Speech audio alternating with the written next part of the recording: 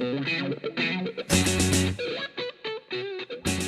are live. Just let it go for a little bit. Get people on here. Talk a little bit. Introduce a little what you're doing. Good morning. It's Dr. Larry Goodman at the Goodman Factor, and this is Friday. So it's Fridays with Goodman, and we're going to have our regular weekly. I think this is the second or third week in a row we're on a roll. 5 rapid fire questions that my partner in crime, Martin Casado, is going to ask me, and then I will hopefully have some inspired bits of wisdom from somewhere that will add some value to people's lives and give you clarity and maybe even a little inspiration on this crazy yet beautiful here in South Florida Friday. Yes. You can't see me here, but you can see us on the website live together. I upload these after we talk, so you only see Larry there soon. I think soon we're gonna get the Zoom, pay that extra part, and then we can go live on Facebook together, and you can see us, and you can see the real interaction.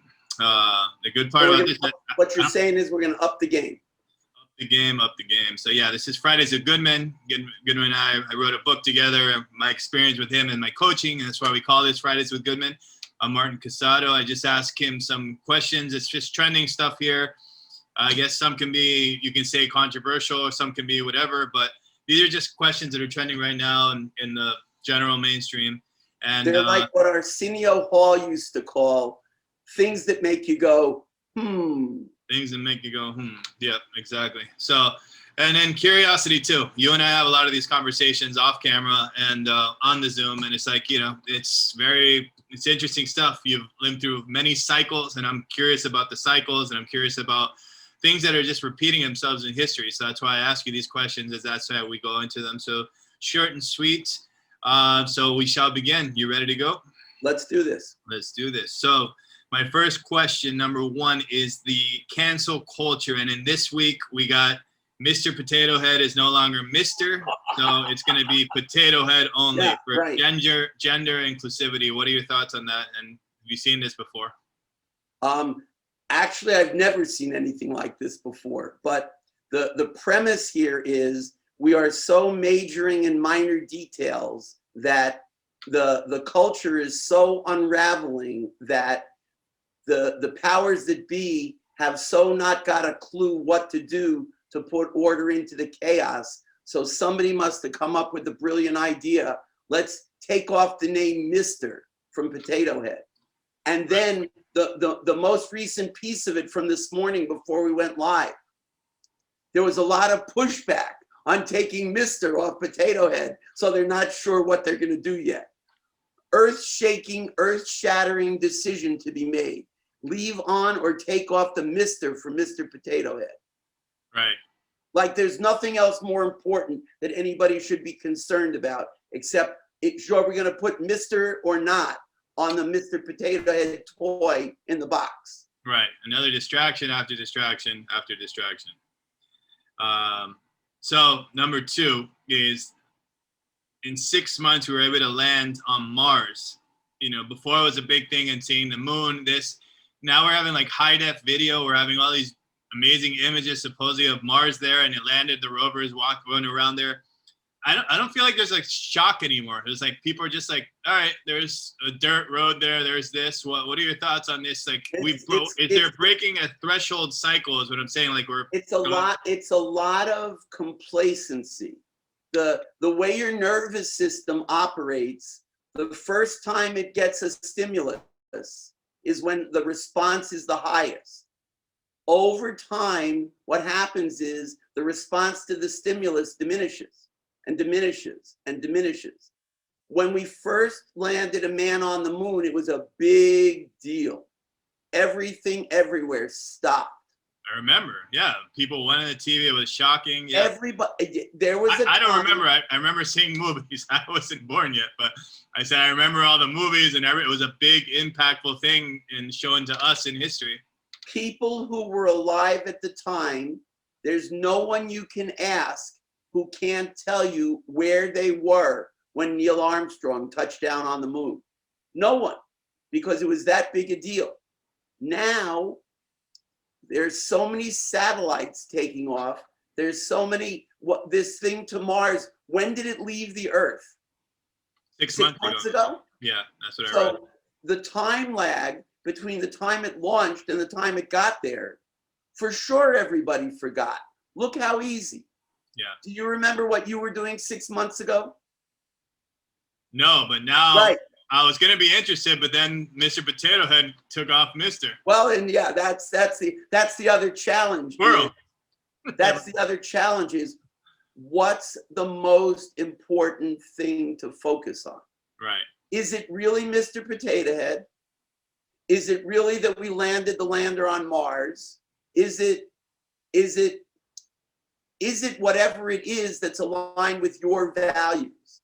Right. And that's really the point that keeps showing up is the more irritated we are, the more stimulated we are, the more you just pay attention to what's in front of you. And the problem with that is that what's right in front of you may not really be the most important thing for you to focus on. It just might not be. Right. All right. So question number 3. This is another thing of like corporate cooperation, I would call Coca-Cola doing a campaign, being less white.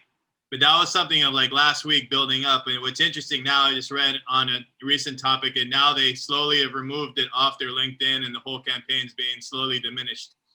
What are your thoughts on this being less white Coca-Cola campaign?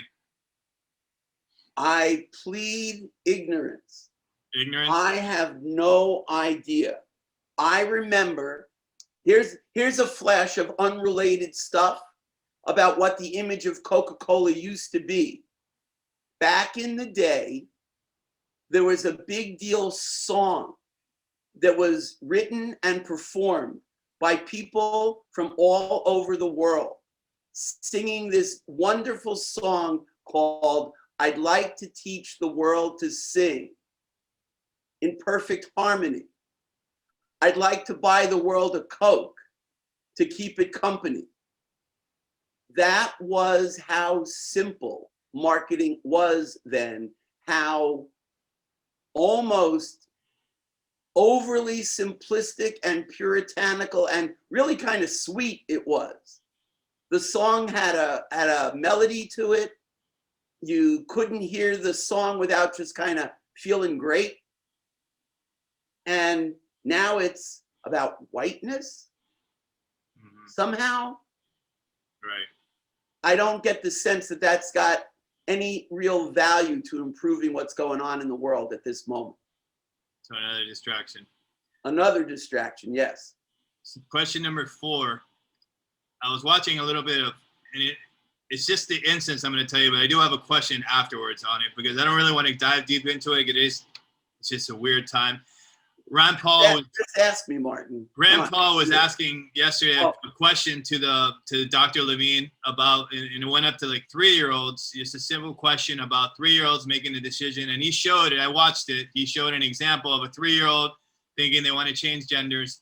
And then from there, later they made a decision when they were like 9 or 10-year-old that they don't want this anymore. Like it was just something that was in their brain or whatever happened at that time. And you can't switch it back. Her answer was just like, I can go to your office, XYZ, and I can show you the literature, and that's it. And then again, he asked her the same question in a different way. She gave the same exact answer. Now, it's not so much that bothers me of that part, because that part is, I don't understand it, and it's a question for a 3-year-old. But in these Senate hearings, in these things, we have this one answer. All of a sudden, we love the First Amendment. All of a sudden, we love the Second. All these amendments come into play that we fight. Then we use them in Senate, in these things to make decisions. It's just marketing. It's just more distraction. Right. Regarding the woman and the transgender issue, the question I would ask anybody watching this and anybody to think about. Don't just think about your 3-year-old. Think about a 5-year-old. Think about a 10-year-old. Would you, in fact, trust your 3-year-old, 5-year-old, or 10-year-old to make an earth-shaking, life-altering decision for you? Go ahead, just think about it. Yeah. You need to make a career decision. Right. Ask your 3-year-old. You Right. need to make a financial decision. Should you buy or sell the stock? Ask your 5-year-old.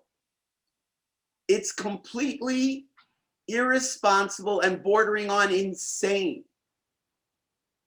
But that's what's going on.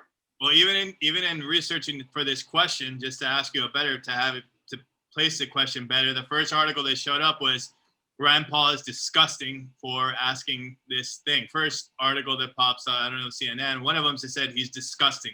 Instead of, I actually heard the hearing and I thought it was a legit question. So I don't know. We're going deeper into these mismedias. The response I'm going to give you is, when you can't dazzle them with brilliance, you baffle them with BS. Just think about it. Right. Question number 5. Yeah, I saw this morning now, Biden orders the airstrikes in Syria. What are your... They're back. They're back, right. It only took a month and a half in, right away, right in. Yeah. It's amazing that it only took 30 days. Right. The military-industrial complex that Dwight Eisenhower talked about, that was the clear and present danger in the late 50s, that runs everything, ran everything, evidently is always going to run everything. Just saying. You also, when I brought this up before our talk, as you said to look up Street Fighting Man on Rolling Stones. 1969. Right. And what was that reference to and regarding? It was in reference to the idea that in 1969, and if anybody gets a chance, you ought to really check out the lyrics, because 1969 was in and all about Vietnam. But nothing's changed. And mark my words, and I hope I'm wrong, but I suspect this is going to be a long, hot summer. I have a really eerie sense that there's going to be some street fighting going on this summer, unfortunately, that may make last summer pale in comparison. And I hope I'm wrong. Biden said a cold winter. Well, we had the cold winter. Yeah, we did have a cold. We actually had a huge freeze. So yeah, for about a week. Right. Very cool.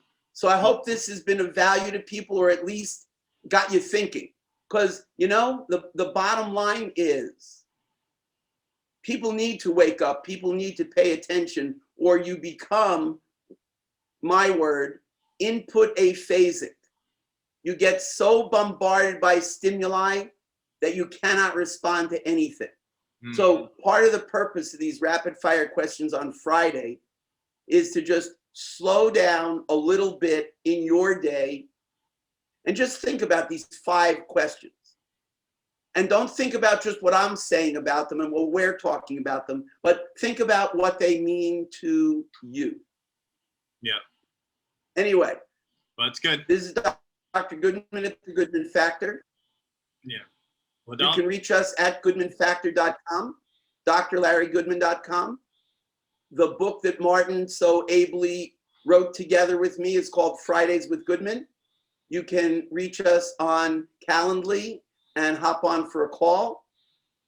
We're here to help you make sense out of the nonsense. Right. Because it can be done.